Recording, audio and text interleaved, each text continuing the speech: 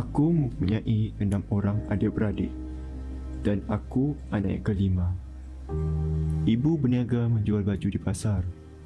Ibu akan bersiap-siap berniaga baju pada jam 7 pagi dan akan pulang pada jam 7 malam.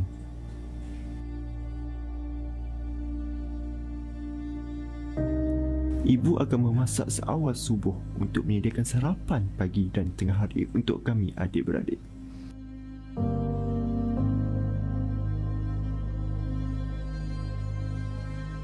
Bukhari, ibu kan? Dingin sangat awak belajar dekat Mesir tu. Universiti apa tu? Universiti Al-Azhar. Baiklah Ibu, insya-Allah dengan doa Ibu, saya akan sampai ke asrama Ibu. InsyaAllah. Di asrama anak yatim, kami saling melengkapi antara satu sama lain. Selalunya, kami akan lakukan pelbagai aktiviti bersama. Antaranya menghadiri kelas agama, belajar bersama-sama di asrama pada waktu malam. Di sekolah, pernah ada seorang guru bertanya kepada aku, Bukhari, awak tahu masih di mana? Tak tahu Cikgu. Di sana ada Universiti Al-Azhar. Mak saya pun ada pesan suruh belajar kat sana nanti Cikgu. Kalau begitu, awak kenalah belajar bersungguh-sungguh. InsyaAllah Cikgu. sejak hari itu, di asrama Perkaya, aku bersungguh-sungguh belajar kerana mahu belajar di Mesir. Alhamdulillah, aku bersyukur sehingga ke hari ini kerana aku mendapat keputusan yang baik dalam pelajaran dan dapat menyambung pelajaran di Mesir. Terima kasih Ibu. Aku selalu menghadiahkan ibuku doa agar rohnya sentiasa dicucuri rahmat.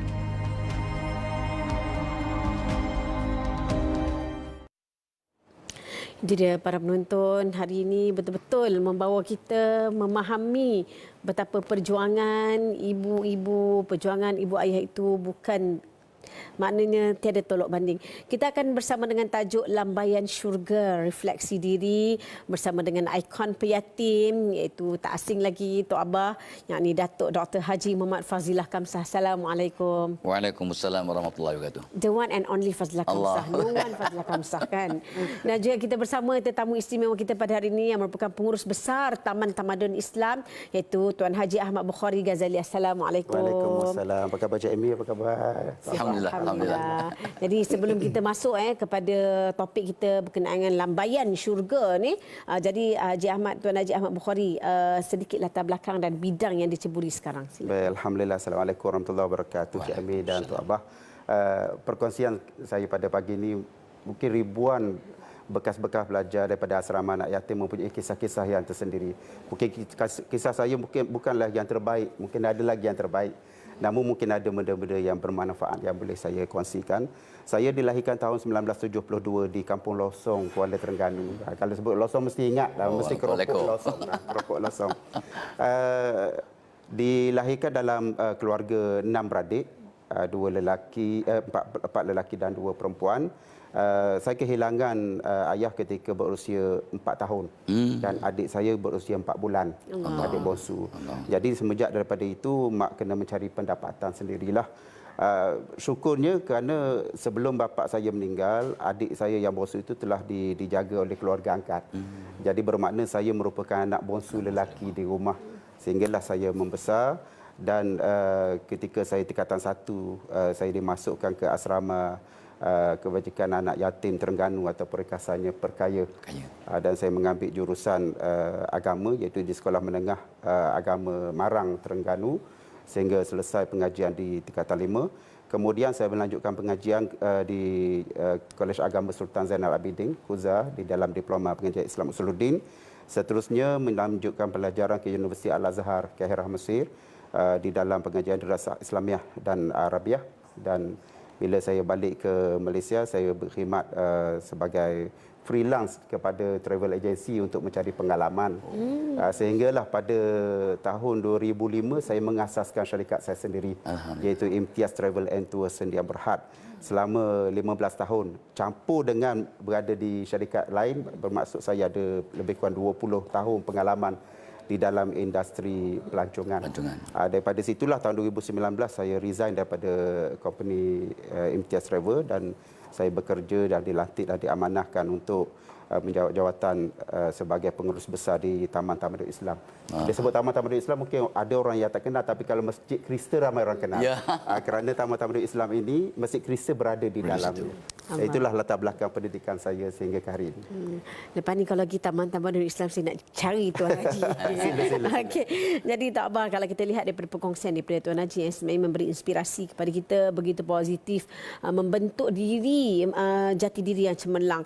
Jadi Tok Abah, bagaimana kita macam ni kan, ayah tak ada, adik kecil lagi, kita pun kecil lagi. Bagaimana untuk mencari kekuatan dalaman apabila kita diuji dalam apa juga situasi? Allahumma selamat.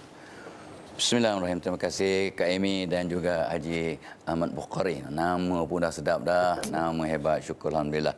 Ya, so tu sebenarnya Tok Abah selalu dipesan oleh guru-guru, dia kata ilmu itu ibarat cahaya. Cahaya takkan masuk dalam hati yang gelap. Jadi kalau kita nak membentuk jati diri kita, nak bentuk jati diri kena ada ilmu. Jadi ilmu nak masuk diri kita, hati kita kena betul. Hati kita jangan gelap.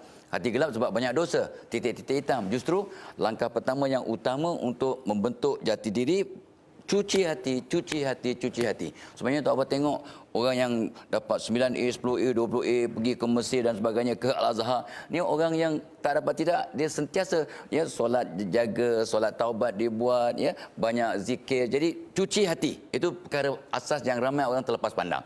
Yang keduanya tak dapat tidak ialah kita ni ramai orang tak kenal diri. Tok Abah suka sangat dalam kursus dengan kanak-kanak, dengan budak, dengan pemimpin, dengan orang tua, dengan CEO, ya. Langkah pertama ialah kenal diri. Man arafa nafsahu faqad arafa rabbahu, kata ulama. Barang siapa kenal dirinya, dia akan kenal Allah. Dan kebanyakan orang tak sempat nak kenal diri. Jadi bila kita kenal diri, maka kita kenal kekuatan kita dan keluarkan satu persatu. Itu nak bentuk jati diri. Dan yang paling penting kita kenal apakah kelemahan, kekurangan, dan kita atasi satu persatu. Itu. Dan yang penting juga, Tok Abah buat kajian sejak daripada 40 tahun yang lepas ya. Ramai kita kanak-kanak sekolah, bila Tok Abah tanya, siapa yang rasa dia pandai? Satu dua angkat tangan daripada ribu tu. Siapa yang rasa dia sederhana? Cikgu pun angkat tangan. Cikgu pun angkat tangan. Jadi dah orang yang sangka dia sederhana, dia tak boleh jadi cemerlang sebab Allah bertindak seperti sangkaan hamba-Nya. Ana inda zanni abdi bi. Jadi kita kena betulkan kepala, dan ikut kajian 80% pemikiran manusia negatif. Jadi macam nak betul jati diri, dia suzon. Jadi kena betulkan, bukan kita sombong, tapi aku dilahirkan untuk jadi cemerlang, untuk berjaya. Ya, sebab sejak kecil ya Haji Bukhari pesan, kamu belajar nak pergi ke Azhar, cikgu pun cakap, mak pun cakap. Akhirnya tengok apa yang kita fokus itu yang akan berlaku. Ya, sebenarnya itulah. Sebenarnya bila kita fokus tu, kita bersangka baik, kita gambarkan Allah bertindak atau bersama sangkaan hamba-Nya. So inilah perkara asas yang kadang-kadang kita terlepas pandang dan kita susah nak keluarkan jati diri. Allahu Akbar. Dan saya tertarik Tok Abah dengan kisah Tuan Haji Ahmad Bukhari apabila ayah tak ada. Maknanya kalau kita tengok sosok itu sebenarnya memainkan peranan yang penting. Figura seorang ayah, seorang guru yang pertama dalam rumah kita. Tapi bila tak ada tu bagaimana menggantikan? Mungkin tidak dapat diganti. Tetapi mengisi kelompangan itu sehingga alhamdulillah menjadi manusia pada hari ini. Ya, Cik Amin, Datuk Abah. Sebenarnya kadang-kadang versi saya sebagai anak yatim, kemudian tu anak yatim piatu mungkin berbeza dengan anak yatim yang sebelum ni. Ada yang mereka lalui dengan suasana kemiskinan dan sebagainya. Saya apabila ayah meninggal dunia, apabila dia meninggal umur 4 tahun, saya tak berapa kenal sangat. Tetapi peranan ibu yang banyak membantu. Jadi ibu bekerja sehabis-habis daya untuk membesarkan anak yatim 6 beradik. Sehingga kan satu episod dalam hidup saya sunyi. Maksud sunyinya kerana ibu dah pagi-pagi dah keluar pergi berniaga, petang baru balik. Begitulah rutinnya setiap hari, dan pada waktu itu saya tidak memahami kenapa ibu saya tak ada di rumah. Ibu hanya cuti pada hari raya Aidilfitri saja satu hari. Menyebabkan saya pada waktu itu umur 5 tahun, 6 tahun belum sekolah, saya cuma menumpang duduk di rumah jiran dan keseorangan sementara menunggu abang dan kakak pulang daripada sekolah. Jadi sehinggalah saya darjah 5 barulah dapat berita bahawa mak ada penyakit kanser. Dan doktor beritahu, sebenarnya saya curi-curi dengar masa itu. Saya duduk dalam bilik, saya curi dengar percakapan ibu dengan pengetua sekolah yang datang ke rumah melawat ibu. Dia ada masa untuk 3 tahun saja lagi untuk hidup. Dan pada masa itulah peranan pengetua sekolah. Bila saya dengar ibu berbicara saya nak anak saya yang ni belajar agama kerana yang lain-lain semua sekolah yang bukan dalam bidang agama, yang ni seorang je saya nak buat pergi ke Mesir. Saya tak faham kenapa ke Mesir. Mesir tu apa pun tak tahu, kita Darjah 5. Ya. Jadi pada masa itulah pengetua memberi cadangan kepada ibu, masukkan ke sekolah asrama anak yatim supaya bila ibu tidak ada, pelajaran akan terus berterusan. Kemudian saya masuk asrama perkaya tingkatan 1, tingkatan 2 ibu saya meninggal dunia. Dan episod yang kedua yang berlaku dalam hidup saya ialah kehilangan. Kehilangan yang pertama ayah meninggal kita tak terasa apa. Tapi bila kehilangan yang kedua ibu meninggal memang itu memberi beban yang besar pada saya. Betul. Tetapi mengisi kehilangan itu ialah peranan guru-guru. Sehingga saya mengadu pada guru saya pada masa itu, buat apa lagi saya belajar? Saya nak belajar untuk siapa? Jadi ada guru yang memang ambil berat. Dia beritahu kalau tak ada siapa-siapa pun untuk saya belajar, belajarlah untuk saya. Maksudnya untuk guru itu sendiri. Ya Allah. Menyebabkan pada masa itulah saya pun dah adalah fokus saya. Saya nak membahagiakan guru-guru. Jadi ini episod yang ketiga saya, iaitu membahagiakan. Poinnya ialah membahagiakan. Saya nak hidup untuk membahagiakan guru-guru saya ataupun orang sekeliling saya. Kerana sebelum daripada itu, tingkatan 1, tingkatan 2 semasa saya belum bergelar anak yatim piatu, pelajaran saya tak bagus. Ala-ala kadar je. Tapi semenjak ibu saya meninggal, tingkatan 3 tu daripada kelas belakang terus meloncat ke kelas depan. Dan dalam masa yang sama saya aktif dengan pelbagai aktiviti kurikulum sehingga guru takut terjejas pelajaran. Semua persatuan yang ada, semua jawatan yang ada, saya bolok semua. Sehinggalah saya habis tingkatan 5, saya belajar, saya menjadi pelajar terbaik sekolah pada waktu itu, jadi ketua murid dan dengan menggondol dengan macam-macam jawatan. Dan apa yang saya lakukan ini ialah untuk membahagiakan orang lain. Betul. Kerana pada waktu itu dan sehingga selepas itu pun tak bah, saya tak faham apa itu bahagia. Allahumma salli ala Muhammad. Yang saya fikir saya nak buat sesuatu supaya orang sekeliling saya seronok.